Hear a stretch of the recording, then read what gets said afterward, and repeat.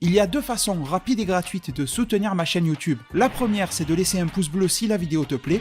La deuxième, c'est de regarder une publicité gratuitement sur ma page Utip dont le lien est en description. Merci à tous. Salut les devins, c'est Saikyo. Comme je vous l'avais indiqué hier sur mes réseaux sociaux et sur l'onglet communauté de ma page YouTube, aujourd'hui, je me suis rendu au premier jour de la Jump Festa 2019 à Tokyo, entre guillemets à Tokyo parce que c'est pas vraiment à Tokyo, c'est à Shiba juste à côté de Tokyo. C'est un petit peu paradoxal parce que c'est dans le même lieu qu'a lieu le Tokyo Game Show. C'est pour ça que c'est un petit peu drôle à dire Tokyo alors que ça ne l'est pas. Bref, j'y étais, c'était le jour numéro 1, ça se passe sur un week-end, donc sur le samedi et le dimanche 22 et 23 décembre 2018, pour nous proposer toutes les nouveautés et toutes les annonces qu'il y a à faire sur des tas et des tas d'animés et de mangas pour l'année 2019. Alors j'y ai vu, comme vous vous en doutez, vraiment pas mal de choses, et sincèrement faire une vidéo pour chaque sujet, ça serait vraiment trop long je pense. Donc je vous propose aujourd'hui une sorte de bilan de mon jour 1 là-bas. On va se parler de Super Dragon Ball Heroes, etc., de ce que j'ai vu mais aussi de ce que j'ai raté. Parce que oui, dans mon bilan, je commencerai par redire 2-3 choses. La première, c'est que c'est très grand. Les halls qui sont utilisés pour faire les présentations et tout ça sont extrêmement grands. Alors je sais pas, peut-être que je vais dire une grosse connerie, mais moi, à vue d'œil, et en ayant parcouru la zone plusieurs fois, ça m'a semblé faire plus ou moins la taille d'un grand stade de foot. Et quand vous le faites plusieurs fois en long, en large et en travers, etc., c'est vrai que ça commence à faire mal aux pieds. Mais en plus, le fait que ça soit grand, ça fait que c'est pas mal chargé. Je vous ai dit, c'est le lieu du Tokyo Game Show, vous avez peut-être déjà vu à quoi ça ressemble là-bas. C'est disposé à peu près pareil, mais en version animé et manga. Et il y a des choses à voir dans tous les lieux, tous les recoins. Et vous savez que dans la culture Jap, c'est très illuminé. C'est à l'image des rues la nuit quand vous sortez ici. En tout cas à Tokyo, c'est très illuminé partout. Il faut vraiment que vous ayez l'œil à l'affût. Et encore, vous ratez toujours quelque chose. En bas, en haut, sur le côté, il y a toujours quelque chose à voir. Et toujours quelque chose que vous ratez. C'est un petit peu pareil à cette Jump Festa, c'est-à-dire que vous vivez beaucoup de choses, mais vous en ratez aussi beaucoup. Par le fait que ça soit vaste, mais aussi par le fait qu'il se passe plusieurs choses en même temps. Ma plus grosse déception de ce jour aura été tout simplement que, je vais vous faire un petit peu de blabla, mais voilà, sans ça, je ne peux pas vous expliquer. Dès mon arrivée ce matin, je suis parti très tôt, je suis parti aux alentours de 6h30, je suis arrivé là-bas aux alentours de 8h, parce qu'il faut à peu près 1h30, un truc comme ça, de train, de trajet, etc., le temps de trouver les vols métro, bref, vous vous en foutez. Mais une fois arrivé là-bas, il y a des indications qui vous disent comment vous rendre dans le hall de la Jump Festa et comment vous rendre à la fameuse boutique. Et les personnes du staff de la Jump Festa n'arrêtaient pas de dire, ils le disaient le mot en anglais parce que vous savez que les Japonais utilisent beaucoup de termes anglais dans leur vocabulaire, et bien que c'était des produits, des goodies originaux qui se trouvaient dans le shop. Du coup, forcément, j'ai foncé du côté du shop et vous allez voir apparaître sous vos yeux une première photo. Cette première photo, c'est l'état de la file d'attente côté du hall dans lequel on pouvait visiter toute la Jump Festa. Et l'autre photo, c'était la file d'attente pour le shop. L'attente était à peu près aussi longue des deux côtés. Sauf que, à la grande différence, et voilà pourquoi je me sens un petit peu arnaqué, c'est que une fois que l'heure de 9h a sonné, les portes de la Jump Festa ouvrent et tout le monde peut foncer dedans. Ça, c'était pour la première photo. Et du coup, il n'y a plus d'attente, on peut tous rentrer dedans. Tandis que côté du shop, il n'ouvre pas le shop, bien qu'il soit très grand, à tout le monde d'un coup. C'est par petites vagues, c'est par à-coup, par 20 personnes, par 20 personnes. Sachant qu'il y a des personnes qui étaient là depuis bien avant 6h du matin devant, peut-être 4h du matin, je ne sais pas. Bon, j'ai pris mon mal en patience et je me suis dit que ça valait la peine d'attendre parce qu'il y aurait des produits originaux, probablement des produits Dragon Ball qui me plairaient acheter. Et l'heure a tourné, au bout de 2 heures d'attente dans la file d'attente, vous allez voir, c'est la grosse PLS et le gros fail, j'arrive dans le shop et c'est qu'à ce moment-là qu'on te distribue la fiche pour te dire ce qu'il y aura acheté. C'était pas très intéressant. Du coup, premier fail, je n'ai rien pris dans ce shop-là parce qu'il y avait l'énervement et aussi le fait que le shop n'avait rien d'original en fait. Tu te demandais pourquoi tout le monde a fait la queue pendant 2 heures, ça n'avait pas de sens. Deuxième fail, c'est d'avoir attendu 2 heures alors qu'à 10h du matin, je vous rappelle, l'ouverture est à 9h. Moi j'ai patienté 2 heures, donc j'ai attendu jusqu'à 11h. Sauf que à 10h du matin, il y avait le panel My Hero Academia, voilà où je voulais en venir. Et je l'ai complètement raté et je suis vraiment dégoûté. Pas forcément pour l'annonce de la saison 4, d'ailleurs je vous le dis, la saison 4 a été révélée avec un teaser, je vous mets le lien en description pour aller le voir. Mais simplement parce qu'il y avait un petit show sur scène, il y avait les seiyuu, les comédiens de doublage, All Might, Izuku, tout ça qui étaient tous là. J'aurais vraiment beaucoup aimé assister à cela, mais non, j'étais coincé comme un con dans un shop qui n'a mené à rien. Et troisième fail, c'est que tous les éléments du shop, peut-être qu'il y a des exceptions, je ne veux pas dire tout, mais bon, vous m'avez compris, la grosse majorité et même d'autres produits supplémentaires étaient déjà dispo dans d'autres mini-shops parsemés dans la Jump Festa, dans les halls, là où vous vous baladez, là où il n'y avait pas d'attente, même s'il y avait du monde, il n'y avait pas réellement d'attente. Donc ça, c'était le gros raté du jour, c'est vraiment dommage, comptez vous partager des trucs sur MHA, sur ma page Twitter, etc. Bon, il n'est jamais trop tard comme on dit, et je vous partage en description des liens utiles pour avoir des infos, pour voir des images de la saison 4 et tout ça, en sachant qu'elle sort en octobre 2019. Alors ensuite, dans le désordre bien sûr, je vous dis les choses comme elles arrivent. Il est assez tard au moment où j'enregistre la vidéo, etc. Vous en doutez, et puis je me prépare à me coucher le plus tôt possible, même s'il est déjà tard par rapport au jour numéro 2 de demain, qui sera le jour le plus important de la Jump Festa, car à 11h30, heure du Japon, donc aux alentours de 3h30, heure française, eh bien il y aura le panel Dragon Ball Super. Le fameux panel dans lequel il y aura les seiyuu, donc de Goku, de Vegeta et de Broly, et certainement des membres importants du staff, de production et tout ça, de Dragon Ball Super, qui vont très probablement nous annoncer un retour de la série animée, ou si ce n'est un film numéro 2, ou si ce n'est une très très grosse annonce sur la franchise DBS, on verra bien. En tout cas, sachez que je vous ferai une vidéo en direct depuis la Jump Festa, ça sera sûrement 3h et quelques du matin, mais bon, c'est le week-end, donc il y en aura peut-être certains d'entre vous qui vont veiller pour avoir des news.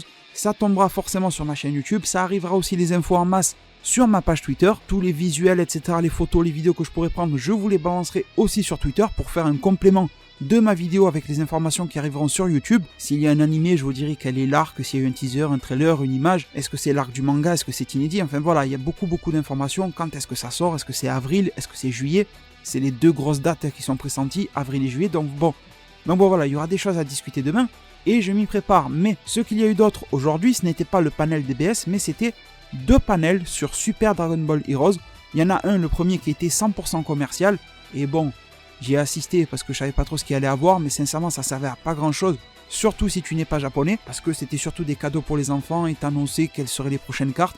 C'était cool de les voir, mais bon, les pubs passent déjà à la télé et tout ça, donc c'était plus long qu'autre chose. C'était quand même cool de voir les 2 mascottes là, les 2 qui chantent l'opening et tout ça arriver sur scène, bon voilà, c'était plutôt cool. Mais surtout, à 15h, il y a eu la deuxième présentation dans laquelle ils ont repris tous les éléments du matin, donc c'était vraiment long sur le blabla, mais ils ont aussi enquillé l'épisode numéro 6 de Super Dragon Ball Heroes et la preview de l'épisode numéro 7, et ainsi que des annonces sur l'Universe Mission 6, qui était relativement semblable à celle du matin, mais aussi la révélation de l'Universe Mission 7. Alors l'UM6 sortira en janvier et l'UM7 de mémoire sortira en mars, d'après ce qu'il y avait écrit. Mais surtout pour l'épisode 6 et 7, alors bon, ça sera pas une grosse review, ça sera plus mon avis, et bien sachez que j'ai trouvé que l'épisode 6 était à ce jour le meilleur épisode de la franchise, de la saga, je sais pas comment vous appelez ça, Super Dragon Ball Heroes, l'animé. Je trouve malgré tout que le manga reste au-dessus. Il y a eu le dernier chapitre et j'ai toujours pas eu le temps de vous faire une review. Mais ça va, ça j'ai le temps parce que ça sort tous les 2 mois. Mais disons que d'habitude je trouve que le manga SDBH est vraiment beaucoup mieux que l'animé. Tandis que là j'ai trouvé que le manga était légèrement mieux. C'est pour vous dire qu'il y a eu vraiment beaucoup de mieux dans l'épisode. Même s'il ne durait que 8 à 9 minutes encore une fois. Ça va tout aussi vite, il y a des passages qui sont tout aussi rushés. En gros, de quoi parle l'épisode? Je vous mets un lien en description, vous pourrez trouver l'épisode. Eh bien, c'est la fin du combat contre Kamba. Alors, à la fin de l'épisode, on nous fait comprendre que Kamba sera susceptible de revenir, et tant mieux, parce que beaucoup de choses n'ont pas été expliquées, comme sa relation entre Kamba et le SSJ God de Goku. Comment se fait-il qu'il le reconnaisse et tout ça? Est-ce que Kamba est un ancêtre de Broly? Enfin bon, on ne sait pas dans la continuité de Heroes. Mais au-delà des passages habituellement rushés, comme c'est le cas dans tous les épisodes, il y avait quand même beaucoup de mieux. Déjà, visuellement, j'ai trouvé que c'était beaucoup plus réussi. J'ai trouvé que l'animation avait monté d'un grade. J'ai trouvé que la direction artistique aussi, parce que la planète prison était complètement en train de s'effondrer, était en train d'exploser et tout ça. Ça donnait une ambiance un petit peu post-apocalyptique, un petit peu comme sur Namek au moment d'exploser. Ça mettait vraiment une grosse note de tension. On a l'ennemi Few qui arrive à s'évader. On a Goku SSJ4 et Vegeta SSJ4, Xeno qui n'arrive pas à grand chose. On a Goku de Timeline DBS et Vegeta. Vegeta ne peut rien faire et Goku est au sol. Et bon, même si ça va très vite, c'est quand même très plaisant dans cet épisode-là de voir Goku se relever en mode Ultra Instinct. Très étrangement et très rapidement, trop rapidement, il redépasse ses limites et il enchaîne toute une évolution. C'est-à-dire qu'il se relève, il est en Ultra Instinct non maîtrisé. J'ai trouvé ça très cool de le revoir ici. Je suis sûr qu'ils ont fait ça pour pouvoir vendre des cartes, hein. Sinon il l'aurait mis direct en maîtrisé. Juste après, on voit un plan rapproché sur ses yeux. Il a l'air de se calmer, un petit peu comme dans la version manga. Et puis il passe vers la version toute grise avec l'Ultra Instinct maîtrisé, tout ça dans une scène franchement très classe. C'est pas du niveau de l'animation de la fin de DBS, mais quand même on est sur du très bon niveau je trouve. Et bon, à ce moment-là, Kamba ne peut absolument plus rien faire. Pourtant il était en train de démonter un petit peu tout le monde jusqu'à présent. Mais bon, Kamba n'a plus de SSJ, n'a plus de SSJ3, n'a plus de Ozaru. Kamba arrive quand même un petit peu proche de ses limites d'une certaine manière. Il n'est que sous sa forme de base allié du Ki Berserker. Et sous cette forme-là, il ne fait pas du tout match face à Goku Ultra Instinct. Le débat restera de savoir, est-ce que Kamba Full Power, SSJ3 ou je ne sais pas jusqu'où il peut aller, aurait pu tenir tête, voire battre Goku Ultra Instinct comme il a battu tous ses adversaires, les végétaux à l'appel et tout ça. Voilà, malheureusement ils nous ont pas donné la réponse, mais je pense qu'ils ont fait ça pour éviter que l'on fasse des débats de puissance inutiles. Parce que si on avait eu Goku Ultra Instinct qui battait un Kamba qui était en SSJ3, on aurait dit Goku Ultra Instinct est supérieur à Végéto Blue Kaioken, il est supérieur à Xeno Végéto 4. Bon, ça n'aurait mené à rien ce genre de discussion. Au moins, même si le suspense persiste, eh bien ils ont mis fin à la discussion avant qu'elle ne naisse. Au final, ça va très très vite et forcément on est déçu du fait que Kamba se fasse battre, pas tuer, mais battre très très rapidement par un Kamehameha de Goku Ultra Instinct maîtrisé. C'est pas rien non plus son adversaire, mais ça va très vite. À la fin du combat, contrairement au manga, Goku perd son Ultra Instinct et il arrive un Zamasu avec un espèce de bandeau sur l'œil, là en mode pirate. On avait déjà vu une carte de lui. Je ne sais plus s'il y avait donné un nom particulier, mais ça serait une version de Gatai Zamasu façon Heroes, vous avez l'habitude de ça. Et on a Fyu qui prend la fuite en remerciant un petit peu tout le monde et en leur disant que voilà, ça va pouvoir continuer. Donc en gros, les plans de Fyu ne s'arrêtent pas là. Et juste après, on voit que la bande dans Zamasu, avec d'autres personnes qui nous sont inconnues, débarque. Donc forcément que cela a un lien avec l'expérience de Fyu, qu'il est arrivé à ses fins. Ça fait penser à Babedi qui a rassemblé l'énergie de Goku et de Vegeta. Ça fait penser un petit peu, je trouve, dans la direction artistique qui a été choisie avec le violet, le mauve au fond. Je trouve que ça fait beaucoup penser à un délire un petit peu à la Naruto. Et je trouve ça plaisant vraiment à l'œil, ça donne une ambiance nouvelle, ça change du rouge de la planète prison qui explosait. Là ça donne une tonalité un petit peu, regardez les super vilains arrivent, ils récupèrent Kamba et ils s'en vont. Donc ça nous fait comprendre que Kamba reste un élément clé, mais que eux aussi vont passer à l'attaque. Et on voit la planète prison qui se met à exploser. Goku reste seul parce que les autres ont pu déjà se téléporter grâce à l'aide de Goku, de Xenogoku SSJ4 ailleurs. Il n'y restait que Goku Ultra Instinct tout seul. Et on a encore une fois une sorte de remake de la fin de l'arc Namek avec la planète qui est en train d'exploser. Et on a Goku qui est en train de faire un cri de rage de je ne sais quoi. Et on se demande comment il va se sauver, se dépêtrer de cette situation-là. On se doute qu'il va le faire, sinon ça serait con de le tuer là-dedans, surtout dans Heroes. Mais il y a quand même une certaine sensation, une forme de suspense en fait. Et je trouve ça, cette tension-là, très intéressante, surtout pour du Heroes qui dans son animé ne nous faisait pas ressentir énormément de choses. Donc là je trouve que c'est réussi. Bien sûr, on a eu la prévue de l'épisode suivant, on revoit du Gatai Zamasu, on nous dit que l'épisode sortira le 10 janvier 2019, avec la promesse d'y voir les deux personnages qui sont très probablement les deux jumeaux pour le nouvel arc de SDBH. Rappelez-vous, je vous avais dit que Vegeta irait à la rescousse de Kiabe, de Hit, de l'Univers 6 en général, parce que deux jumeaux sont en train de foutre la merde là-bas. Eh bien, les jumeaux sont là, on nous tease sur le fait que ce sont des Tsuful, on voit à leur visage que c'est vraiment des Tsuful en mode baby, vraiment dans l'habillage, on va dire physique. Pour moi, ça ne fait nul doute qu'il va y avoir des possessions, sinon ça sert à rien de faire des Tsuful. On risque d'avoir une sorte de remake de Baby Vegeta, entre guillemets, un des deux jumeaux qui va posséder Vegeta dans l'univers 6. Ces jumeaux-là qui vont pourquoi pas posséder Kale, posséder Trunks, posséder Hit, posséder Jiren ou même Toppo, tout simplement car comme vous venez de le voir sous vos yeux, chacun d'entre eux seront dans le nouvel arc de SDBH. Donc c'est cool parce que ça donnera une nouvelle tonalité à l'histoire, ça va mettre Goku très sûrement un petit peu, voire même beaucoup en arrière. Il reste le Xenogoku, mais en tout cas le Goku de DBS sera mis en arrière, c'est entre guillemets lui le héros de l'œuvre. On va le mettre en retrait au profit des autres personnages, et ça j'aime beaucoup. On aura aussi la fusion de Kale et de Caulifla qui sera de retour également. Donc beaucoup de choses prometteuses, et je trouve ça très sympa avec un visuel aussi, une espèce d'affiche, c'est pas une espèce, c'est tout simplement une affiche, pour le tout nouvel arc sur lequel on voit les héros, on voit Jiren, Hit, on voit du Trunks, on voit du Vegeta, Goku Ultra Instinct, et derrière on voit la bande avec le Zamasu, le Kamba et tout ça. Franchement, l'affiche déboîte aussi, donc je suis très content du constat sur SDBH aujourd'hui. Et bon, petite parenthèse aussi à la Jump Festa, c'est qu'on vous distribue des cartes et des choses comme ça, et on vous les distribue gratuitement. Il y en a eu pour Heroes, il y en a eu pour d'autres choses aussi. Donc ça aussi c'est vraiment le petit gros plus de la Jump Festa qui fait plaisir parce que l'entrée est gratuite et tu rentres en plus dedans, on t'offre des choses, donc il n'y a pas vraiment à se plaindre. En parlant de Super Dragon Ball Heroes, j'ai aussi pu tester, mais très rapidement, je vais mieux le retester demain, le jeu sur Switch Super Dragon Ball Heroes World Mission. J'ai pas eu le temps de le tester très longuement, donc je vous donnerai mon avis complet demain, ou après-demain, parce que demain on va se parler du panel DBS. Mais sachez que c'est quelque chose que je vais vraiment rôder là-bas sur le stand, je vais faire plusieurs fois le tour, pour vous donner un avis complet sur ce fameux jeu, parce que c'est vraiment un portage de la version Born Arcade sur Nintendo Switch. Alors sinon les devins, pour conclure sur cette vidéo bilan, qu'est-ce qu'il y a eu d'autre dans cette fameuse Jump Festa? Eh bien il y a eu le premier visuel de l'animé Dr. Stone qui a été révélé. C'est un animé qui m'intrigue beaucoup, donc j'espère qu'on en verra plus, qu'on en saura plus. Il n'y a rien eu de spécial aujourd'hui concernant l'animé Bleach, et d'ailleurs c'est un petit peu bizarre parce que j'ai pas spécialement trouvé de stand pour le studio Pierrot, c'est le studio qui fait l'animé Bleach et tout ça. En fait j'ai trouvé parsemé un petit peu partout dans la Jump Festa un stand pour le jeu Bleach Brave Soul sur téléphone, j'ai trouvé plusieurs stands éparpillés à droite et à gauche de la Jump Festa, tout simplement pour du Boruto, il y en avait un petit peu partout. Donc j'ai l'impression que pour le moment, les activités liées au studio Pierrot et ce genre de choses sont éparpillées.